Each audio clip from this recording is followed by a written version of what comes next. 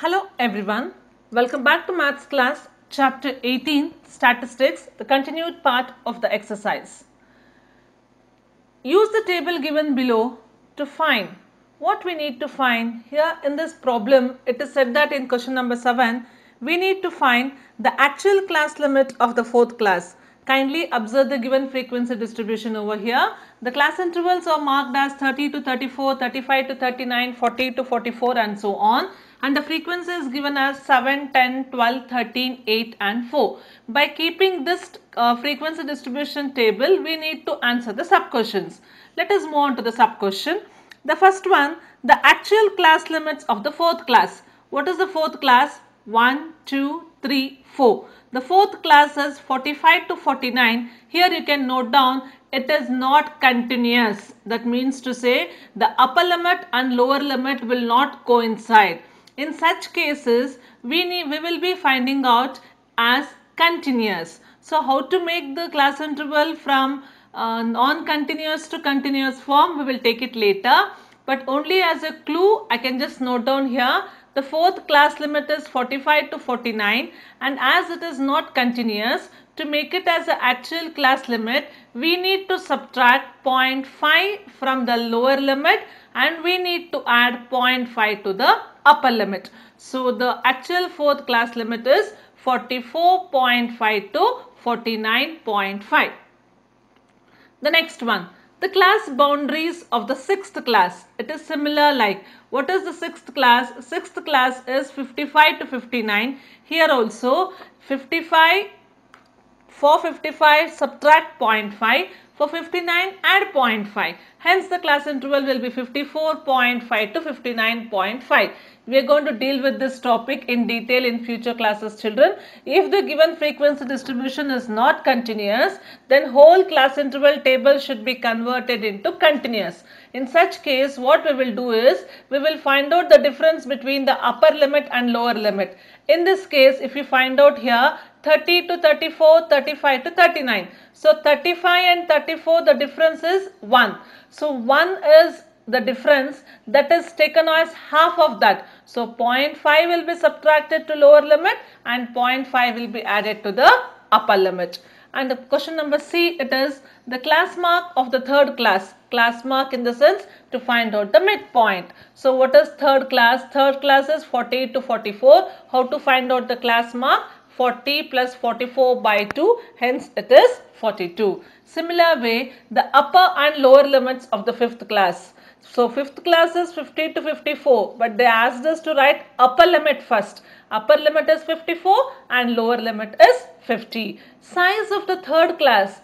3rd class is 40 to 44. Just count, children, from 40 to 44. 40, 41, 42, 43, 44. Don't do the subtraction. 44 minus 40 is 4. Of course, 44 minus 40 is 4, but the class mark includes 40. So, we need to begin counting from 40. So, 40, 41, 42, 43, 44. If you find out, the size of the 3rd class will be equal to 5. Similar way, in question number 8, they have given a frequency distribution table. We need to find out cumulative frequency distribution. What do you mean by cumulative frequency distribution? So, cumulative frequency of a class interval is the sum of the frequencies of all classes up to that class, including the frequency of that particular class. To make it in brief, cumulative frequency is just going on adding the sum of the frequencies. So, observe the table here. First cumulative frequency is same as the first frequency, 9. The next cumulative frequency is sum of the first and the previous, that is 13 plus 9. Then the third one is 12 plus 13 plus 9. And next is 7 plus 12 plus 13 plus 9. And the last one is 15 plus 7 plus 12 plus 13 plus 9, that is equal to 56. So, we say that the cumulative frequency is the sum of the frequencies of all the classes up to that class.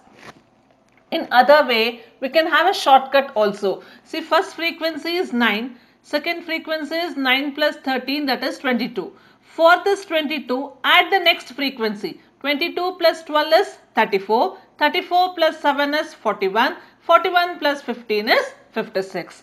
In the similar manner, one more sub question is given. Here also frequency is given. We need to calculate the cumulative frequency. Go on adding the frequency up to that class limit.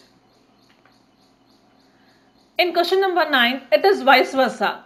Cumulative frequency table is given. We need to find out the frequency. In this case, we do the subtraction process. So the first frequency is same as cumulative frequency, and the next is the difference of second frequency and the first. So 19 minus 8 is 11, 23 minus 19 is 4, 30 minus 23 is 7. This is a reverse action. In a similar manner, sub question 2 is also cumulative frequency is given. You need to find out the frequency, make the subtraction process. This is the reverse of cumulative frequency. When frequency is given, to calculate the cumulative frequency, go on with addition process. When cumulative frequency is given, we need to find out the frequency, move with the subtraction process. In next question number 10, the construction table is given here as less than 10. Less than 20. In such case, how to make class interval table? We have to consider 0 to 10. Why? Because if you say less than 10, less than 20, difference of 20 and 10 is 10. So for 10 which is less is 0. So hence the frequency table is 0 to 10, 10 to 20, 20 to 30, and the frequencies will remain the same. Similar manner, question number 11, below 4. Below 4 is which one, children? 3, 2, 1, 0. So hence the cumulative frequency will start as 4 to 7, 7 to 10, 10 to 13, 13 to 16. As the below 4 is given as 0, we are going to consider with the next class interval, that is 4 to 7. Below 7 means it is after 4, less than 7. Below 4 is given as 0. So we are going to consider as 4 to 7, 7 to 10, 10 to 13, 13 to 16. In this case, if you observe the number of students, the cumulative frequency is given. It is said in the heading also, the cumulative frequency is given. We need to calculate the frequency. In such case, we need to proceed with the frequency table. Next, it is in the sub question, it is asked that the number of students in the age group of 10 to 13, how many are there in the table? You can note down, it is 103. In the sub question, age group which has the least number of students, which is very least, 55. So the age group is 7 to 10. Similar way, in question number 12, the complete frequency and cumulative frequency table is given. Few places are left out. So just identify and find out the frequency as well as the cumulative frequency. You can refer this over here. And the last question, the value of pi is given up to 50 decimal places. In the question, it is asked to make a frequency distribution table. Let us consider the digits from 0 to 9. Mark the tally and find out the frequency. That means how many times 0 is repeated, 1 is repeated, 2 is repeated, and so on. And it is said that which are the most occurring digits. If you can note down here, the highest frequency is having for number 3 and number 9.